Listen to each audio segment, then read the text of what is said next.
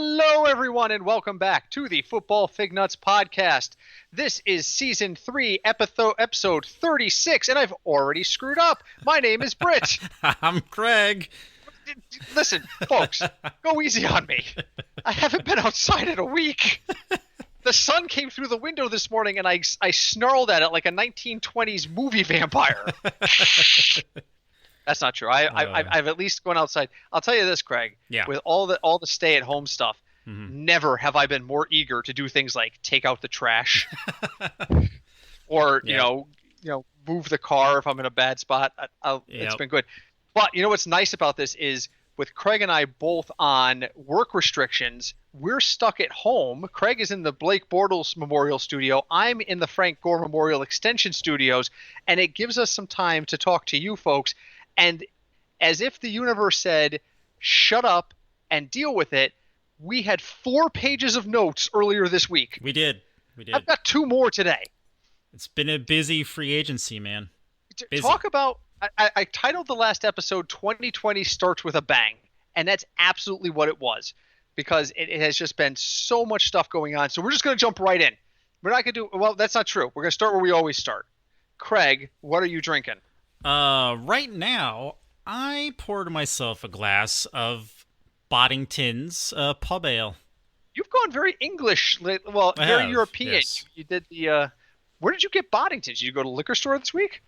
Yeah, I bought it, like a week ago, 2 weeks ago, before this all, really started. I'm not a fan of the English ales, like Old Chub Scottish ale and things like that. Just not a fan. It's not me. You like that kind of... It's light and it's a little creamy, so it's a good light afternoon beer.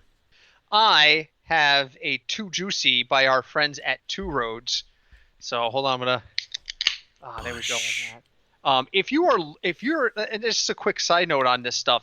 All the stuff that's going on with the coronavirus, and a lot of folks are being asked to stay off the streets or to not, practice social distancing, which we completely agree with.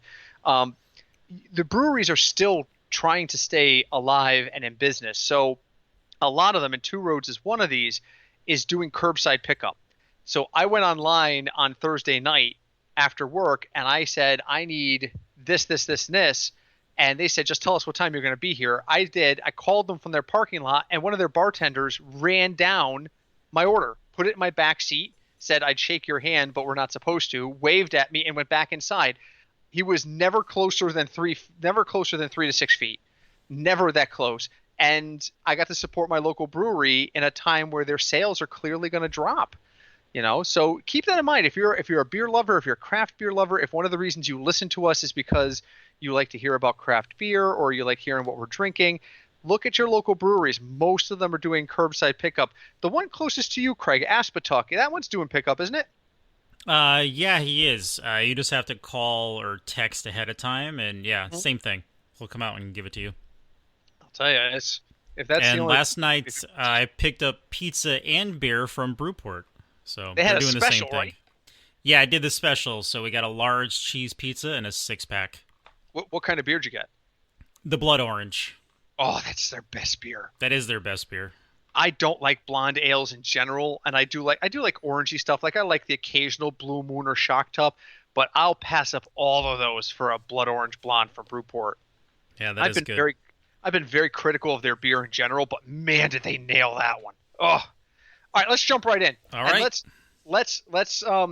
let's address the elephant in the room right away. Yeah, the biggest news of the weekend that absolutely broke. This changes everything, folks, and that is. Gronkowski appeared on SmackDown. So Gronk appeared on SmackDown in front of an empty arena to announce that he is going to be the host for WrestleMania, which will also be taking place in an empty building. It's going to be weird. Did you see they stretched it to 2 days? No, I didn't see that. They're going to broadcast it over 2 days from one of their practice facilities. That's going to be so weird. Chunks of it may be pre-recorded, but they're going to do WrestleMania without an audience, and it may or may not be live. But they're apparently going to triple the card. Like everybody, if you're being paid by the WWE, you're probably in a match at WrestleMania. The guy who cleans the toilets is probably fighting. Mike the Janitor Smith, or whatever you want to call him, the janitor will be cleaning up the ring because everybody's participating.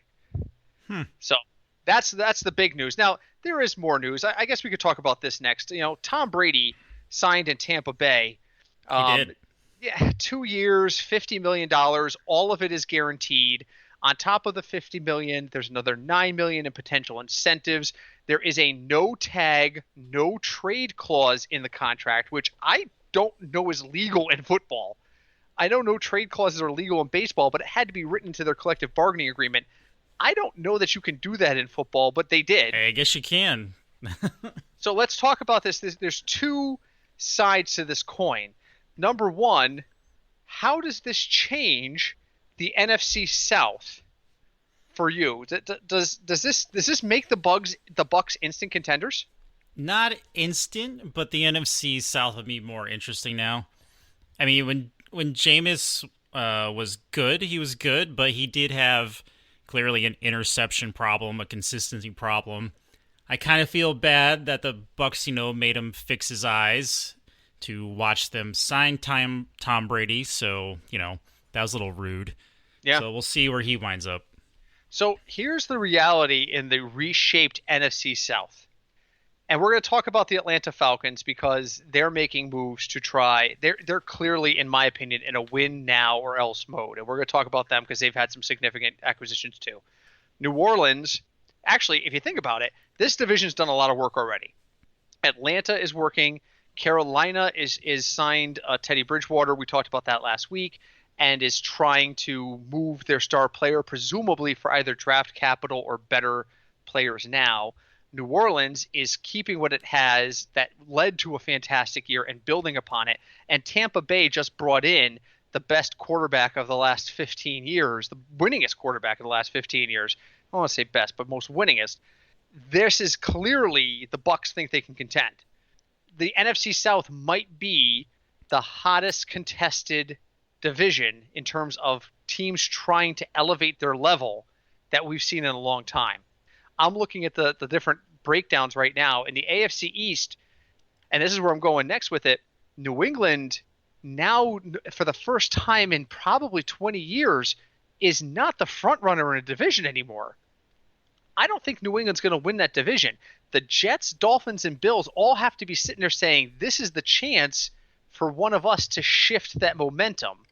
Yeah, definitely. The Bills clearly feel that I think way. it's probably going to be the Bills out of those three. I mean, they're the most likely candidates. Just had a great year. They've added wide receiving help. They've arguably have the best receiving core in the league now. Miami's added a ton of free agents. Somebody wrote an article this week entitled "The Dolphins are clearly not interested in losing anymore." True. And the Jets, I don't know. They need to. The Jets as a team, they need to stay healthy for more than 3 weeks out of the season. They need to stay healthy, and they need to mature without getting old, and that's a hard thing to do. And they need to do something with Robbie Anderson. So trade him or whatever. Let's talk about the rest of the NFC South. So the other side of this Tom Brady, the Tampa situation is that if Tom Brady's going there, what are they doing with Jameis Winston? Jameis Winston last year, as you mentioned, the inconsistency, became the first player in NFL history to have at least 30 touchdowns and at least 30 picks. He had 33 touchdowns and had led the league with 30 picks. He's going somewhere. He's going somewhere. Where, I don't know. Can he go to San Diego? LA? The Chargers still don't have a quarterback. The Chargers don't, because I'm pretty sure the Chargers thought that they were going to get Tom Brady. They thought they were in the conversation at the very least. They were. Apparently, I've seen this a couple places. The Bucs and the Chargers were the only two teams in the NFL to actually give Brady real offers. Yeah. So. Yeah. So I mean that's. And then when I made my prediction for the Chargers, I didn't take into account that Florida, ladies and gentlemen, if you didn't know, Florida doesn't have state income tax. Yep. So they're paying you $30 million a year. There's no income tax on that. So yeah. Yep. So we'll see where Jameis goes. I think the Chargers are a real possibility. We're going to talk about Melvin Gordon in a few minutes because he moved as well. There is a huge shift of star talent. They walked away from Phillip Rivers. Their Melvin Gordon decided to part ways. There's a huge shift, and I think a lot of it has to do with the coaching. I don't think a lot of these star guys have any faith in the front office or in Anthony Lynn, but we'll get to that. So, all right, so I'm jumping around my list. We talked about Tom Brady. We talked about Jameis. Jameis will land somewhere, and his ranking. Maybe the Patriots. Maybe the Patriots. Jameis Winston's ranking will shift dramatically based on where he goes. Let me tell you right now, Jameis Winston is a top 10 QB potentially. He's potentially a QB1 if he goes to the Chargers. He is not a QB1 on the Patriots. He's not. No. He's a QB1. I'm looking at who else needs a quarterback. He's a QB1 if somehow he goes to Jacksonville because Foles is gone there, so we got to presume that Minshew's going to be the starter. But if for some reason he ended up there, he's not a QB1 there. Would he be a QB1 on the Bengals? Yeah. Maybe. Mid-tier. And this is why, folks, Craig and I always say it, there is such a thing as too early to do rankings. Yes, and this is it. Look at the quarterback moves already just in the quarterbacks. The AFC East has lost Tom Brady. I'm looking over the other place. Cincinnati is going to have a new starting quarterback. The AFC South, the Colts are going to have Phillip Rivers, new quarterback. The West, the Chargers are going to have a new quarterback. The NFC East, does anybody really care about the NFC East? Dak may not be back in Dallas. I mean, the Redskins are just a mess, so. Yeah, the NFC East kind of is just like the dumpster fire of divisions at this point. The NFC North, the Bears, didn't they just sign somebody or trade for somebody? Why am I drawing a blank? The Bears, I don't know what the Bears are doing. They did. They got somebody. They talked did. about it last week. And we made fun of Sean for it, too. Yeah, we did. I don't remember who it was. I'm looking at my notes. Where is it? Jason Witten, Drew Brees. Brett has a lot of notes. There's a lot of crap going on. Chase Daniel is in Detroit because he's Stafford Insurance. He's not going to start there. Is Kyle Allen, words. All right, I don't know. I don't know who the quarterback in Chicago is. NFC South, we just talked about that entire division's in flux. The NFC West, the Arizona Cardinals basically they signed Chase Daniel. Oh, that's it. Okay, there it is. It's backup technically. The Cardinals basically pushed everybody out of the way and said the Rams were good 2 years ago. Get the F out of my way. San Francisco, you were in the Super Bowl. Get the F out of my way. We're going to sign people now. This is going to be a crazy 2020. Crazy. So let's talk about the AFC West for a second. Melvin Gordon has signed a 2-year, $16 million deal with the Denver Broncos. Why is that significant? Well, the problem is the Denver Broncos already had a timeshare in the backfield between Phillip Lindsay and Royce Freeman. Right. So let's start there. The general feeling around the Broncos is that Royce Freeman is essentially done, and they're going to lean on a combination of Melvin Gordon and Phillip Lindsay. In the opinion of most experts, Melvin Gordon is Freeman +2. So they're going to as long as he stays healthy. That's the key. That's the problem. So do they run 3 deep? Can you keep Royce Freeman? Can you demote him to third string? If they can afford it, I would keep him only because I don't know the health of Melvin Gordon. I don't think Melvin Gordon knows the health of Melvin Gordon. But here's the other thing. Ian Rappaport, who is right about half the time, so take that for what you will, folks, has reported that Melvin Gordon had better offers than 2 years, $16 million with 13.5 of it guaranteed. He had better offers on the table, but wanted to play in a division where he was guaranteed to face the Chargers. Yeah, it sounds like the Chargers are having some internal issues like the Lions. You know what this reminds me of? And this back then, you didn't say these kinds of things. This reminds me when Marcus Allen signed with the Chiefs. Remember that? Near the very end of his career. And the Chiefs made the AFC Championship with Marcus Allen as their starting running back one year.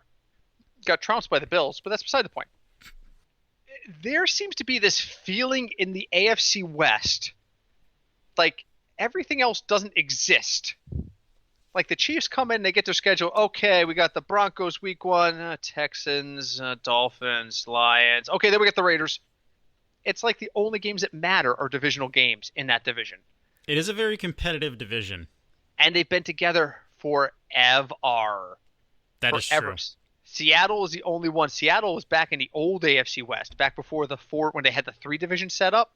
Don't forget, Seattle I forgot was about a part of that. Seattle was an AFC team, and then that was changed when they went to the 4 division format. But yeah, I mean, it's weird. So Melvin Gordon, right now with what we know now, is he an RB1? In Denver, yes. Even though Philip Lindsay will still be there and taking. I think so, because there's still something about Denver running backs. Yeah. To me, especially, it has to do with their location, really, because once he gets used to being in Denver and he plays a home game against people who are not used to being that high up, that generally helps offenses way more than it does defenses. And having played a couple years for the Chargers now, he's played there. Like. Yep, he knows what it's like. Now he's going to acclimate to it on a more regular basis, and that's going to make a big difference, I think. I think you've got a point there. I do. So I'm going to say Melvin Gordon, and he's got an axe to grind. He's got an axe to grind. So here's Melvin Gordon standing on the Denver Broncos sideline.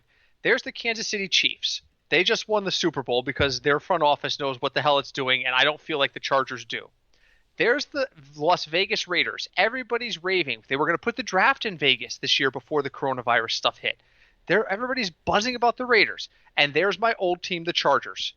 I want to beat each of those teams twice. And that is what I'm thinking. If it's true that he took a lesser deal, then that's what's in his head. And he's absolutely thinking that way. So I think Melvin Gordon's going to have a big year this year if he stays healthy. A big year. I think so. I think you're right.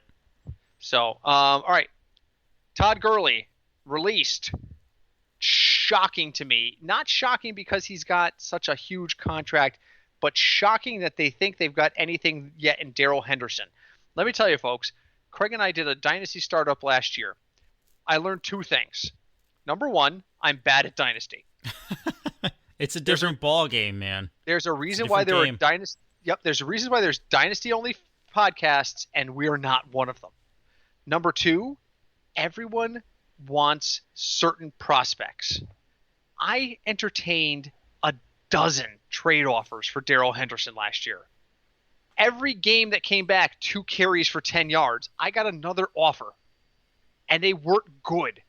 These were guys who knew that we were not Dynasty experts and were trying to take advantage. And I kept saying, no, I'm going to stick with this guy.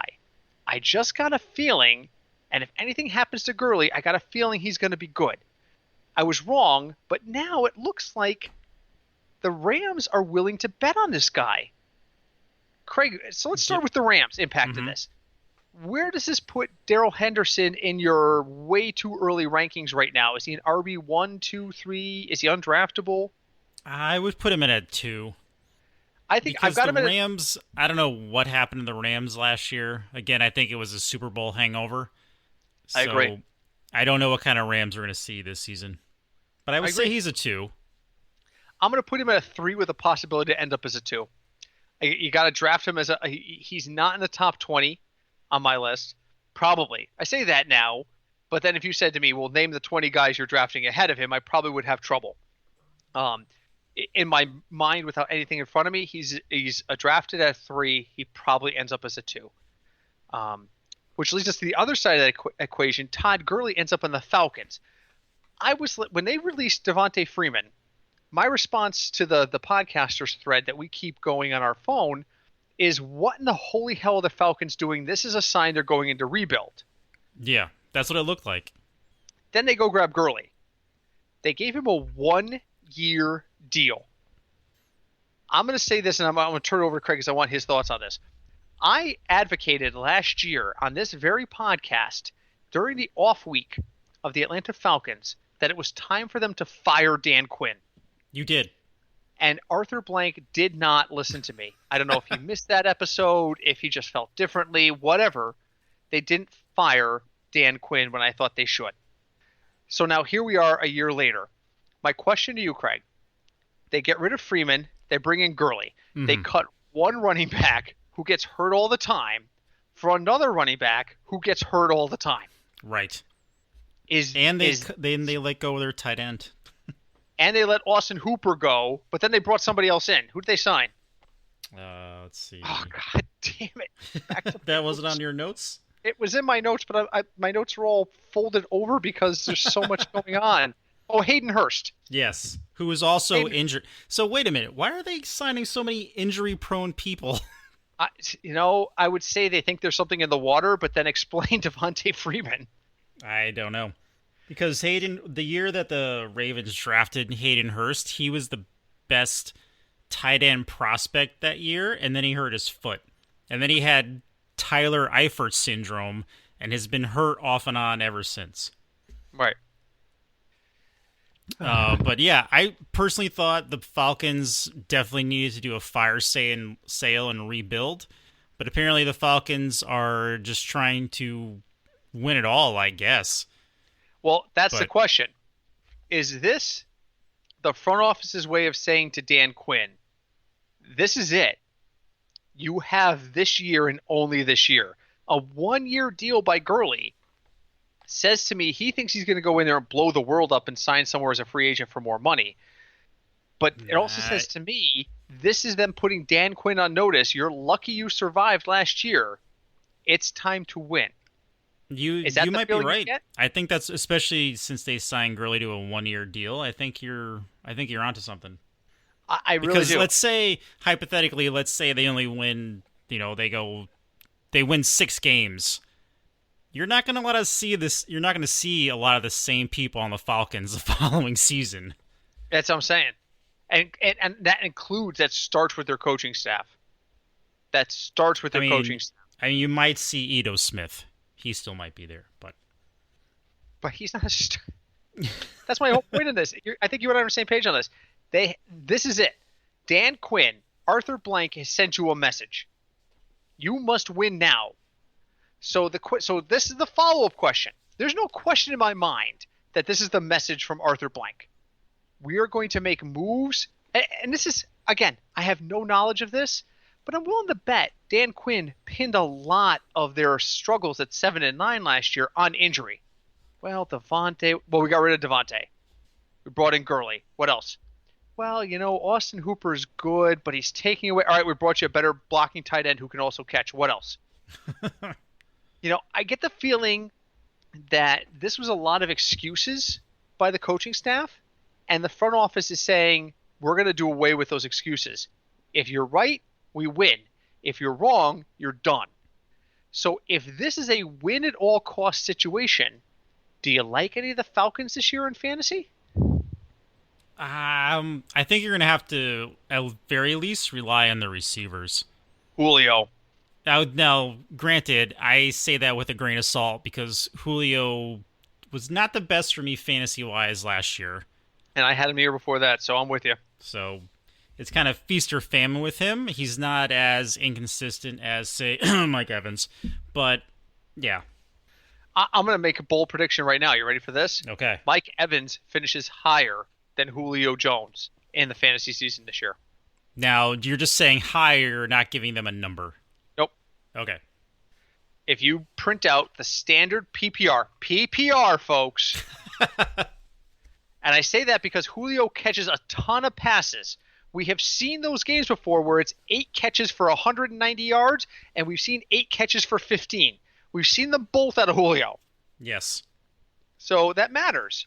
It does. PPR. Mike Evans has a better year than Julio Jones. There it is. All right. I think I know who's going to have a better year than both of them. Oh, do tease. What do you got? Emannuel Sanders on the Saints.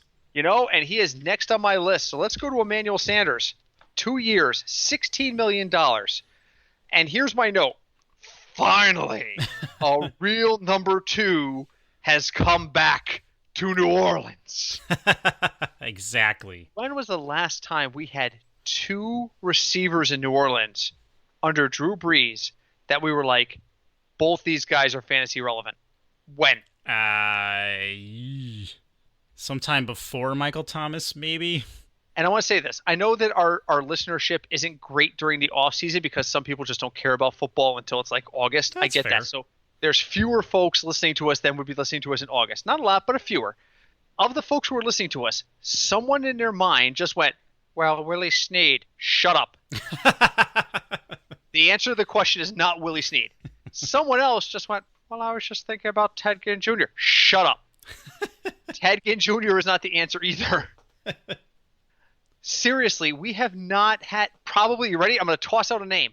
You want to know the last time we had a duel like this was when Joe Horn was there.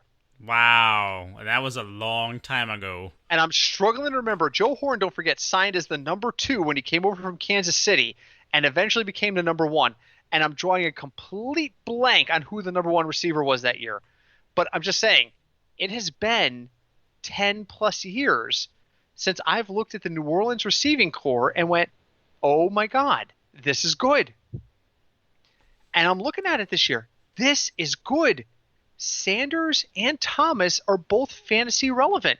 And that sounds stupid to say because Thomas should be fantasy relevant regardless, right? I mean, well, how can you possibly say the other guy on the other side of the field matters when it comes to fantasy.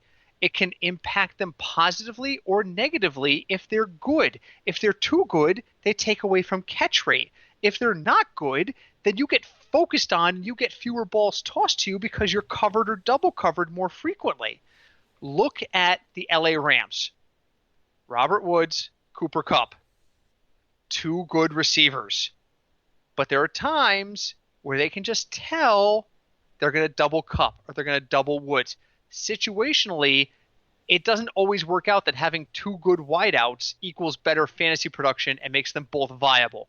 Now, 90% of the time, Kupp and Woods are viable in fantasy at the same time. But it doesn't happen all the time.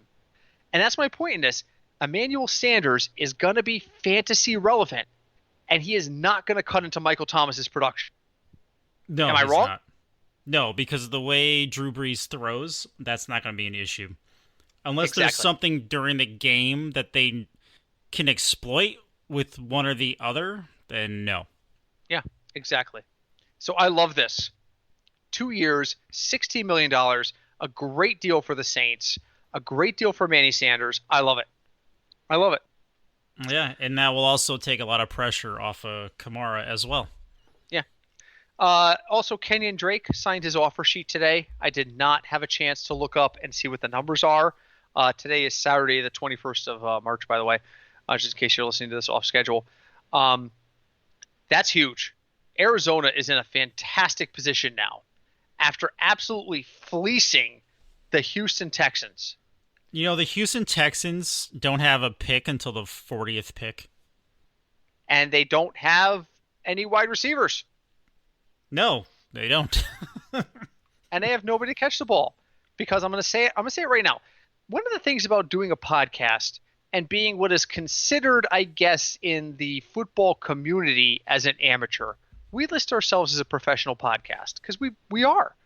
But if you asked Chris Sims, yep, the football Fignuts said this, he'd be like, who the hell are they? Right. From his perspective, we're amateurs. Got it.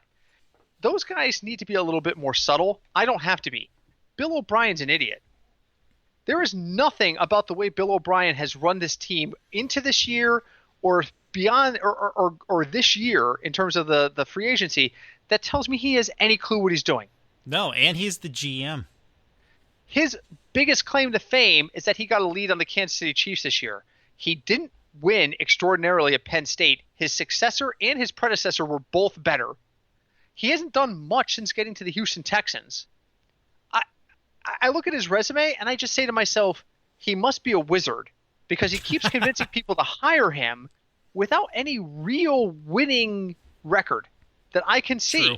And I don't want to hear, well, he won as a coordinator. I don't care. A lot of guys win as a coordinator and don't win as a head coach. 2 different jobs, folks. 2 different jobs. very different. And a lot of people win as a coach that don't win as a GM. Ask Mike Holmgren how that went.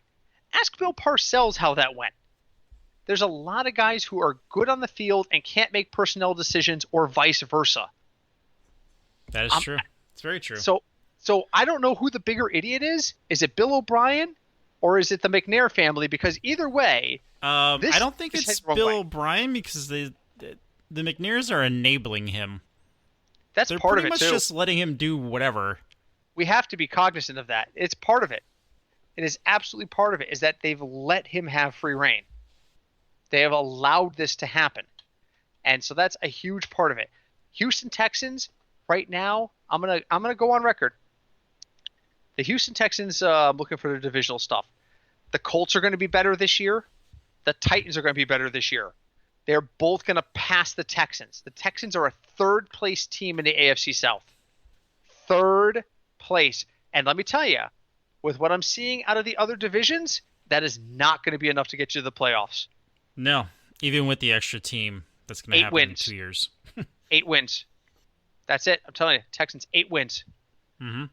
8 wins. The Hopkins deal, just by itself. All right, so let's ask the question. How many games do we expect to see out of David Johnson this year? I'm going to put the over-under at 6. Ooh. Now, of him appearing in games? Or... Yes.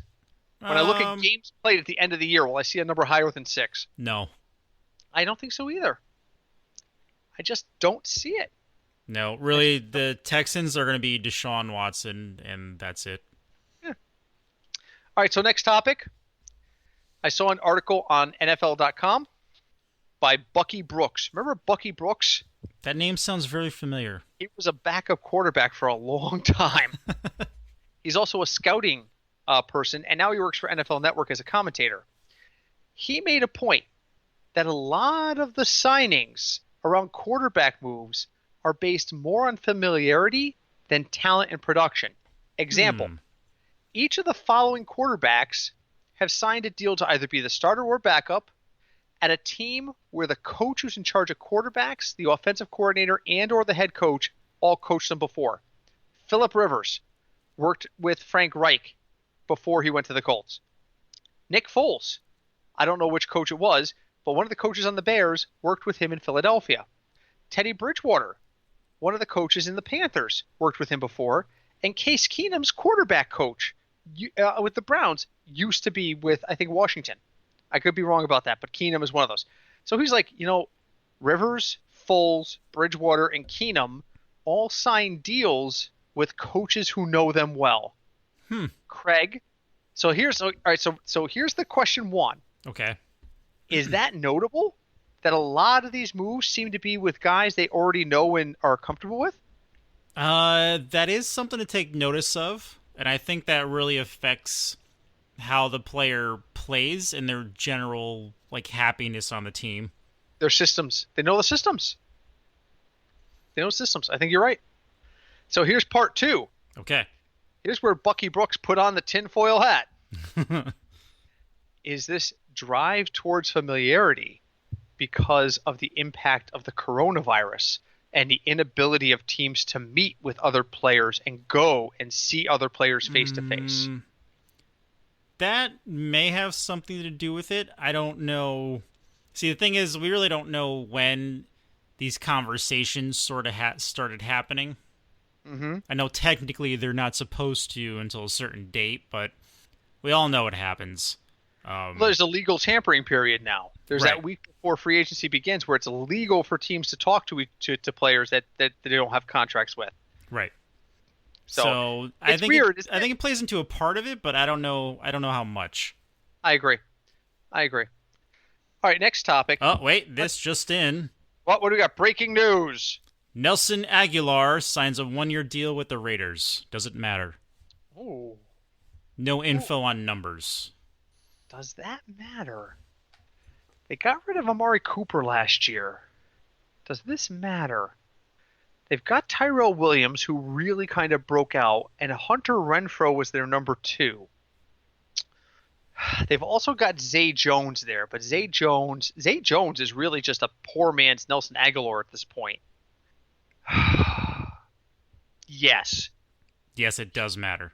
it does matter. He has a good chance of being their deep threat, which is what he was successful at in Philadelphia a couple years back when he was a rookie. At the very least, it gives them depth. He could easily end up being the number 2 because Hunter Renfrow is so inconsistent. So True. yeah, is it going to make him better than a running back? I'm sorry, running back, a wide receiver 3 or 4? No, he's a late round pick, but he's a great late Would you round. put him in a flex spot? Situationally, yes. All right. Situationally, but I'm like, if I'm sitting in the 10th or 11th round, And he's there. I'm thinking about him. That's fair. I'm thinking about him. No, so that's a possibility. So one of the things that's come up is who is the favorite in the AFC?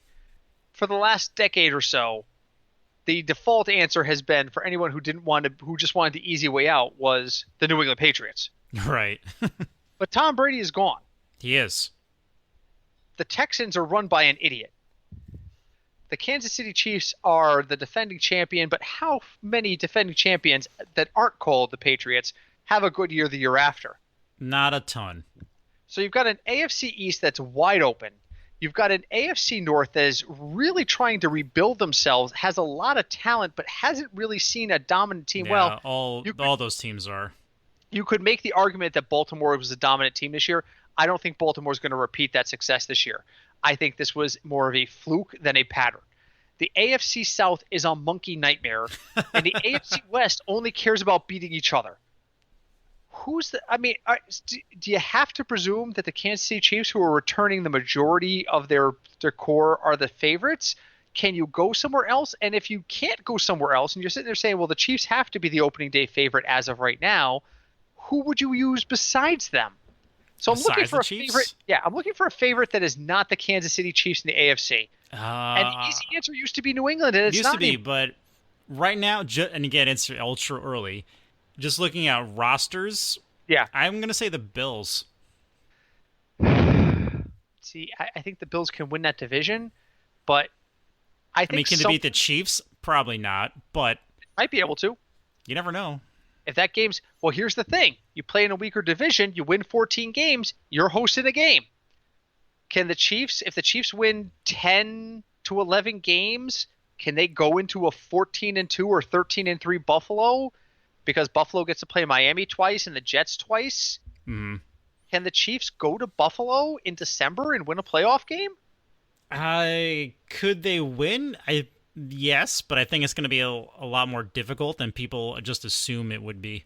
That's exactly my point. I mean, it's going to be tighter. The Bills' defense was actually really good last year.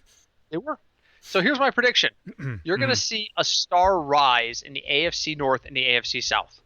The Texans and the Ravens do not win their division again this year. That's my bold prediction right now. You're going to see a major contender rise out of that division that is not the Texans and not the Ravens. All right. There it is. If you told me I had to pin it down to one team, it'd be the Colts and the Steelers. But we'll see what happens. I can't imagine.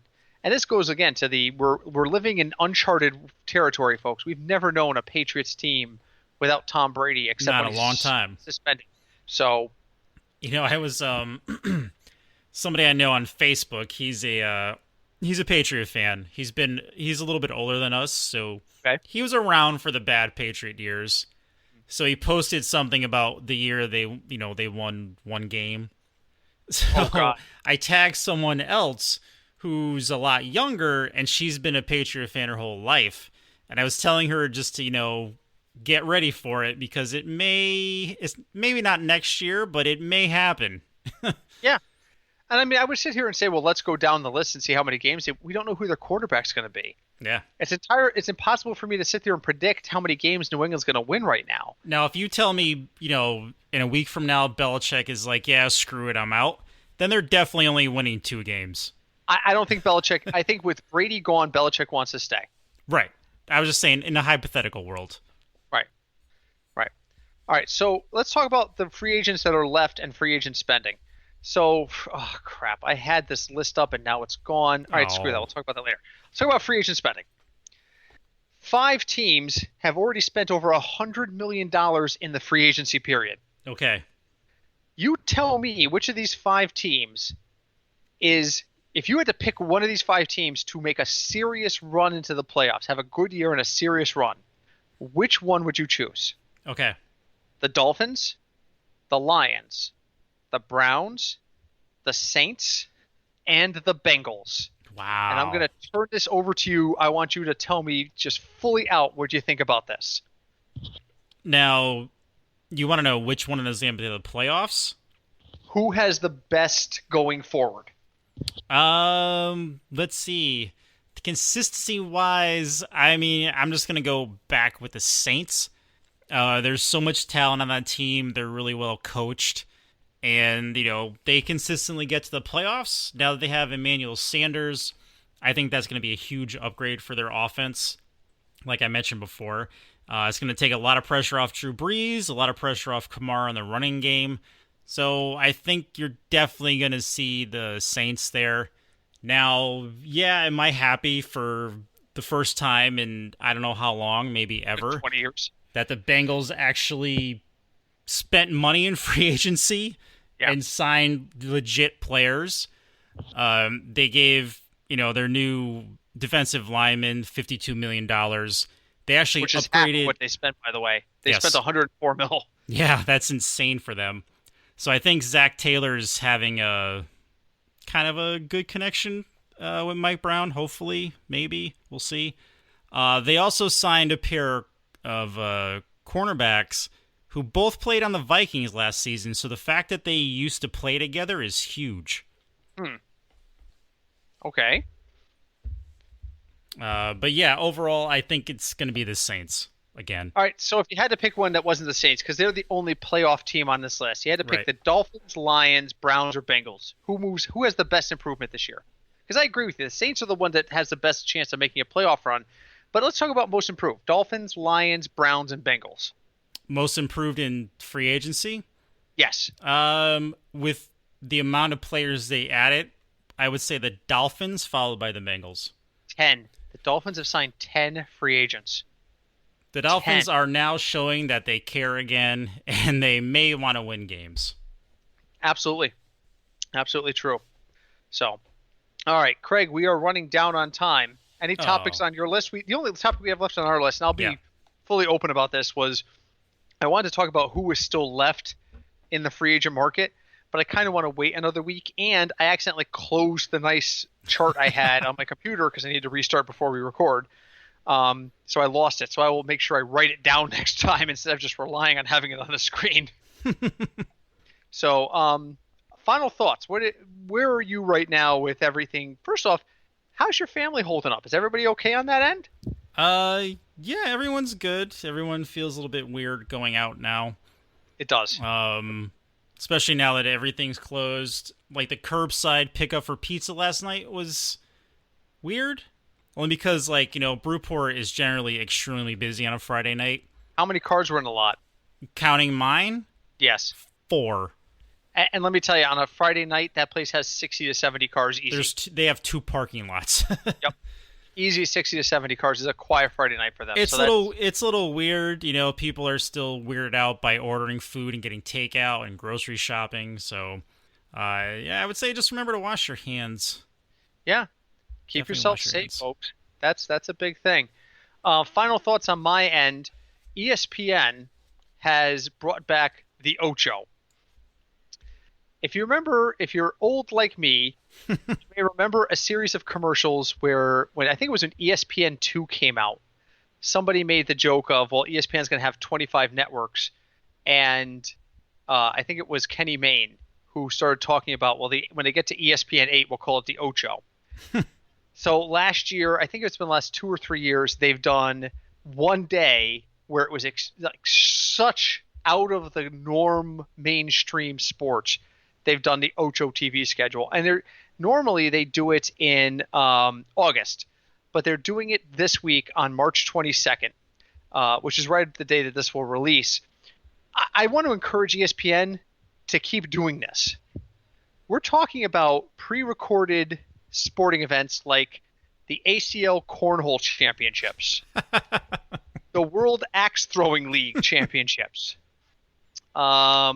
the US Open Ultimate Championships. I'm not quite sure what Ultimate is. It has something to do with a ball and a trampoline. I don't know. Spike ball. Highland Games. Ooh, those are fun. Did you ever go with me to the Highland Games when they had in Norwalk? Yeah.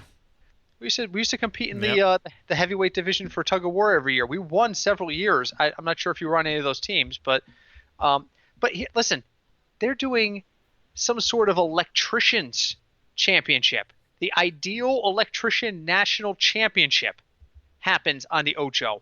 Listen to me, ESPN. You have nothing else to watch. Show. There's nothing else. Give us more of this weird stuff that we don't get to see. They're going to be broadcasting the 51st National Stone Skipping Competition tomorrow. Why not? You might as well.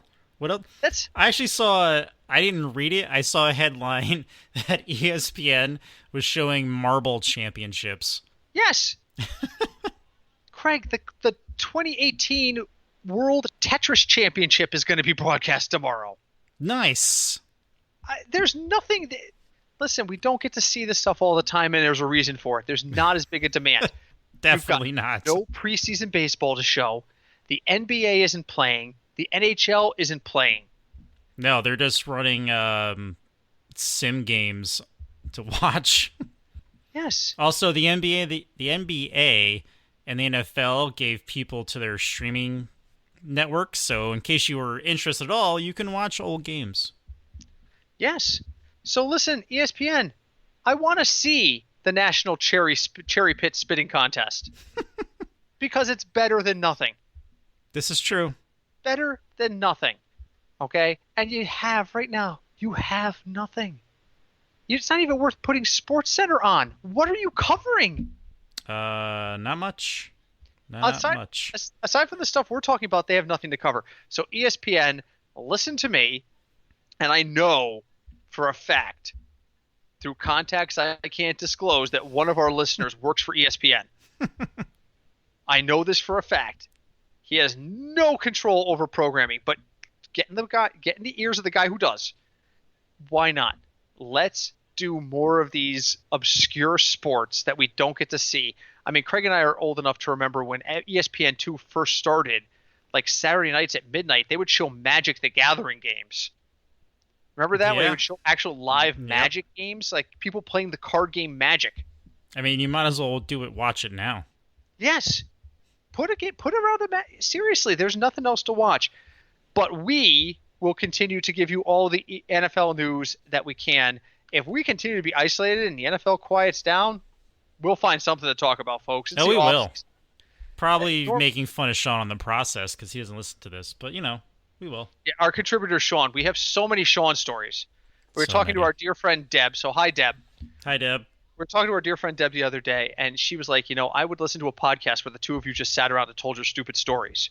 And we realized that half the stories involve Sean looking bad. So I was like, and it was Deb's husband who was like, you realize all the stories you're bringing up are about Sean, right? They're not really Britt and Craig stories. They're Sean stories told by Britt and Craig. So a spin-off podcast may be in the works. Who knows? But, I mean, if the news calms down, we've been extremely fortunate that while the news has gotten hot, we have had more time to devote to it. I wish, as much as I don't want anybody to have to deal with everything the world is dealing with right now, I wish it had happened in July. We could do so much prep work for the season, knowing where everyone was going to be, knowing what the lineups were going to look like. Right now, it's a lot of guesswork. And in case you're tuning in late, we're not the right people to talk to about Dynasty. Dynasty is the ones that are really spiking in activity right now. We're much more season-long oriented. So, but I mirror Craig's thoughts too. Stay safe. For the love of all that is holy, don't be a dumbass. Stay inside your house unless you have to go out. Yeah. If you need food, go to the grocery store. If you're sitting at home and go, I'd like to go to the bar and have a drink, don't do it. You can't now. Well, at least around here. In Connecticut, you can't. Not every state. Actually, in the tri-state area, you can't. Right. And Pennsylvania. I mean, I was watching videos of people in Texas and Florida partying during spring break, and I'm like, you are all very stupid people. Yes. And every one of them were saying the same thing. Well, if I get coronavirus, whatever, I'm going to party till I do. It's not about you, dumbass. It's about your elderly grandma you're going to visit before you go back to state U that has a compromised immune system and is going to keel over because you didn't have the common sense to not go to San Padre Island or whatever the hell that island is on Texas. Yeah, close enough. It's fine. Or didn't have or went to Miami. Wherever you went, you didn't have the common sense to sit there and go, this isn't a bad idea. Yes, younger people do better with coronavirus than older people, but you know what the younger people are doing? Spreading it. Yeah, so stay home. Stop it. You think about all the stuff we can do at home now compared to like 30 years ago. Yes. You really don't have to go out. During broadcasting, the Frank Gore Memorial Extension Studio is the Frank Gore Memorial Extension Studio. Monday through Friday, 8 to 4, it's my desk because I have been ordered to stay at home by my agency. I am working from home. The technology I have, the only thing I don't have here is a printer because I do everything digitally anymore. I don't print out tickets to things anymore. They're on my phone. So I don't have everything I need is here. And my agency said, well, come in Monday morning. We'll hand you a printer and you can get the hell out of here. I will not need to leave my house, technically speaking, except for food. Yeah, that's about it. So be smart, folks. Don't be a dumbass and spread this thing. Well, you're not a doctor and you don't really know and you're just blowing this out of proportion because it's the media. Great. I'd rather be safe and out of proportion for a couple of weeks than dead because you're a dumbass. That's a good summary. Stop it and think about who you're affecting. Don't worry about yourself. Worry about everyone around you, because if we all stopped and didn't worry about how we were going to get infected, but worried, are we infecting everybody else? We wouldn't have to worry at all because our thoughts would be on the fellow man around us. We wouldn't have to worry about spreading anything. So stay at home, do your work and school from home, and listen to our freaking podcast. Exactly. Damn it. And while you're listening to our freaking podcast, leave us a freaking review. Be constructive, at least. Yeah, we haven't had one of those "these guys stink" reviews in a while. And I'm not encouraging it, but I mean, we had one last year. Somebody gave us 4 stars and was like, "I just wish they would do this, this, and this differently." And we were like, "Okay, we can do this, this, and this differently. Thank you for that feedback. It was very helpful." And then the next one's a 1-star review goes, "These guys know less about football than anything." All right, well, great. That's sort of it. Yeah, less about football than they know about beer or some crap like that. I don't know. Yeah. Number 1, that's not true. Number 2, I know more about football than you do. I guarantee you that. My bank account shows that I know more about football than the guy who left that comment. Just based off the fact you couldn't put together a coherent sentence tells me a lot. But I mean, again, I digress. We do appreciate all the feedback. Leave us a review wherever you listen to us. Reach out to us. I'm moving away from Twitter because it's just toxic. Email us, fignutsdfs@gmail.com. I will keep the Twitter account open and going because I have to promote the podcast, but I would much rather get an email from you where you tell me I stink and then ask me a question than see a tweet from you telling me you stink. Here's my question. Please feel free to reach out to us. We're on Facebook, the Football Fignuts Podcast. It's on Facebook. We are going to try and stay on top of all of the movement as much as we can. So we may be releasing extra episodes. We right now are not going to engage because of the unique times we're living in. I am not going to guarantee episodes on a set schedule. Normally I can guarantee you an episode every Friday during the season. During the off season, we're going to play it by ear because when a ton of news comes out and Craig and I are both available, it may be as simple as a phone call. Can we record? And that just to bring you guys the most up-to-date information.